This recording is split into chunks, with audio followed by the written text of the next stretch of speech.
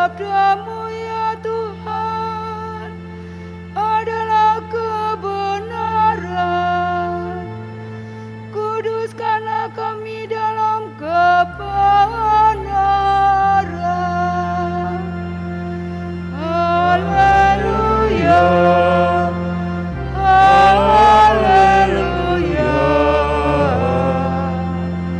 Haleluya.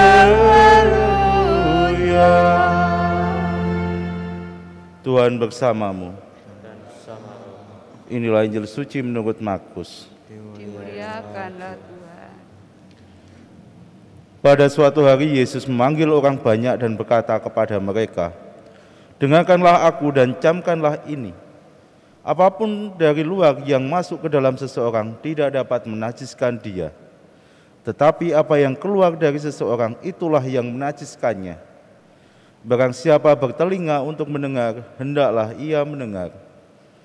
Sesudah itu Yesus masuk ke sebuah rumah untuk menyingkir dari orang banyak. Maka murid-murid bertanya kepada Yesus tentang arti perumpamaan itu. Yesus menjawab, "Apakah kamu juga tidak dapat memahaminya? Tidak tahukah kamu bahwa segala sesuatu dari luar yang masuk ke dalam seseorang tidak dapat menajiskannya? Karena bukan masuk ke dalam hati, tetapi ke dalam perutnya, lalu dibuang di jamban." Dengan demikian, Yesus menyatakan semua makanan halal. Yesus berkata lagi, "Apa yang keluar dari seseorang itulah yang menajiskannya.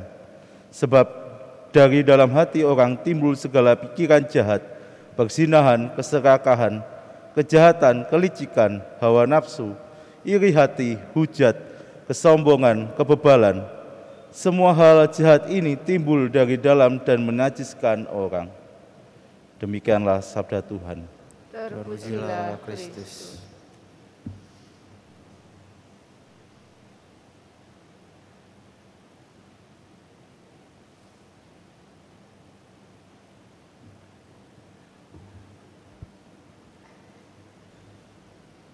Saudara-saudari yang terkasih, pengertian najis mengenai makanan ditinggalkan oleh Tuhan Yesus sebagaimana disampaikan dalam bacaan Injil yang telah kita dengar bersama. Yang menajiskan manusia bagaimana disabdakan Yesus, apapun dari luar yang masuk ke dalam seorang tidak dapat menajiskan dia. Tetapi apa yang keluar dari seseorang itulah yang menajiskannya. Dan ini bagi para murid belum jelas.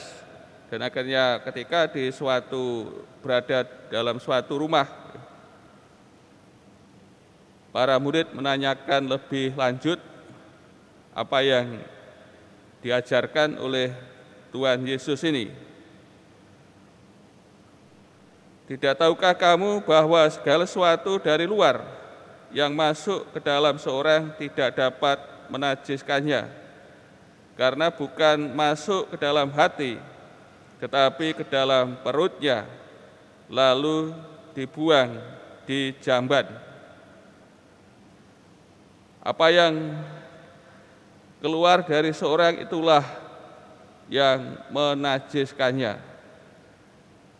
Sebab dari dalam hati orang timbul segala pikiran jahat. Dan disebutkan 12 daftar kejahatan atau 12 daftar dosa. Yang semuanya ini timbul dari hati manusia.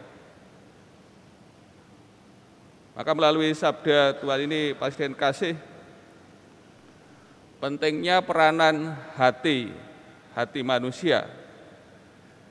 Karena hati menjadi sumber perbuatan spiritual dan moral.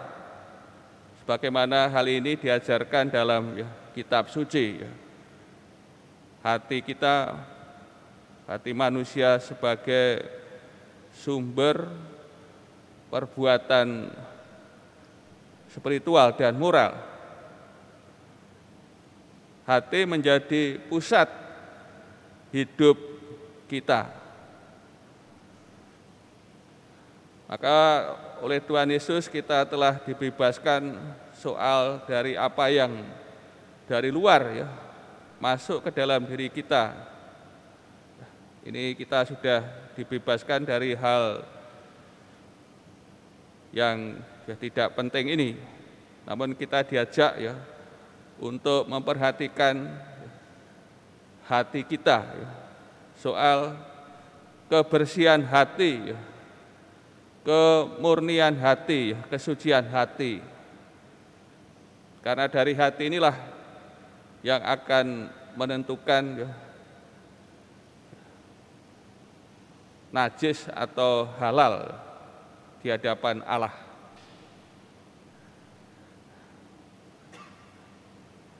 Kiranya ya sabda Tuhan ini ya, meneguhkan kita ya sebagai murid-murid Tuhan Yesus ya, dalam upaya kita ya untuk selalu hidup benar ya di hadapan Allah ya, dan juga di hadapan manusia ya.